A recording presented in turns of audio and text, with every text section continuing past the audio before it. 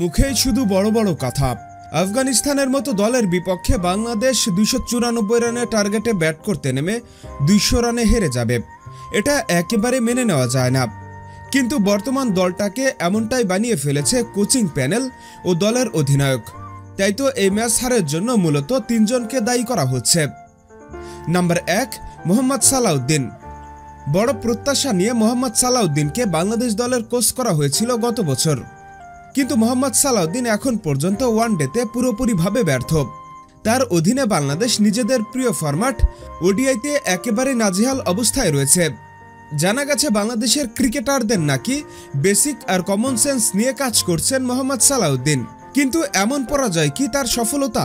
তার বেসিক এবং কমন সেন্সের ঠেলায় কি বাংলাদেশ ব্যাটিংটাই কি ভুলে গেল? আর প্রতি মাসে তাকে বিসিবি 10 লাখ টাকা বেতন দিচ্ছে, আর এত বড় বেতন নিয়ে তিনি আসলে বাংলাদেশকে কি শিখাচ্ছেন? তার অধীনে বাংলাদেশ যে ব্যর্থতার একেবারে চূড়ান্ত পর্যায়ে রয়েছে। বলতেই হয় তিনি আসার পর ব্যাটিংটাই যেন ভুলে গেছে বাংলাদেশ। তাই তো বাংলাদেশের ভক্তরা দাবি করে বলছে যত দ্রুত সম্ভব মোহাম্মদ সালাউদ্দিনকে বিদায় করে দেওয়া হোক, কারণ তিনি মুখে যত বড় কথা বলেন তার পারফরমেন্স আসলেই ততটাই খারাপ। এরপর রয়েছে নাম্বার 2, কোচ ফিল সিমন্স। বাংলাদেশের প্রধান কোচের দায়িত্বে রয়েছে ফিল সিমন্স, যিনি একের পর এক শুধু প্রশ্নবিদ্ধ হচ্ছে। তিনি বাংলাদেশ ক্রিকেট দলকে আসলে কি শিখাচ্ছেন? বাংলাদেশ দল তার কাছ থেকে কি পাচ্ছে? এখন পর্যন্ত তার ফলাফল একেবারে শূন্য।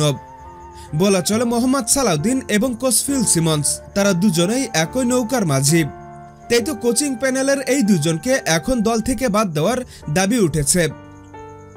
এবং নাম্বার 3-এ রয়েছে মেহেদী হাসান মিরাজ। জেনে অবাক হবেন, মেহেদী হাসান মিরাজের অধীনে বাংলাদেশ একেবারে জঘন্য পারফরমেন্স করে যাচ্ছে। বলা চলে বিসিবি তাকে অধিনায়ক করে সবথেকে বড় ভুল সিদ্ধান্ত নিয়েছে।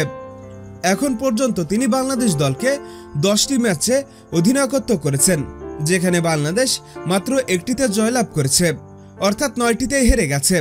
আর আফগানিস্তানের বিপক্ষে ইতিহাসের এবারই প্রথমবার হোয়াইট হাউসের লজ্জায় পড়ল বাংলাদেশ, যা আসলেই খুবই বাজে। আর মেহেদী হাসান মিরাজ যে অধিনায়ক হিসেবে ভালো নয় তার আবারও প্রমাণ পাওয়া গেল। তাই তো সমর্থকদের দাবি মেহেদী হাসান মিরাজকে বাদ দিয়ে দলের অধিনায়ক করা হোক লিটন দাসকে, যিনি অধিনায়ক হিসেবে বেশ ভালো। আর বন্ধুরা, আমরা এই 3 জনকে বেছে নিয়েছি কারণ এরাই মূলত বাংলাদেশ দলকে নিয়ন্ত্রণ করছে। আর এছাড়া ব্যাটিং লাইন আপে সাইফ হাসান ছাড়া বাকি সবাই একেবারে জঘন্য করেছে। কাকে রেখে কাকে দোষ দিব? সবাই তো দোষী। তাই তো আমরা কোচিং প্যানেল এবং অধিনায়ককে বেছে নিয়েছি এই ম্যাচ হারের জন্য। হ্যাঁ বন্ধুরা, আপনাদের বলছি, আপনাদের কি মনে হয় এই 3 জনকে এখনই কি বাদ দেওয়া উচিত? এখনই আপনাদের মতামত আমাদের কমেন্টস বক্সে লিখে জানিয়ে দিন।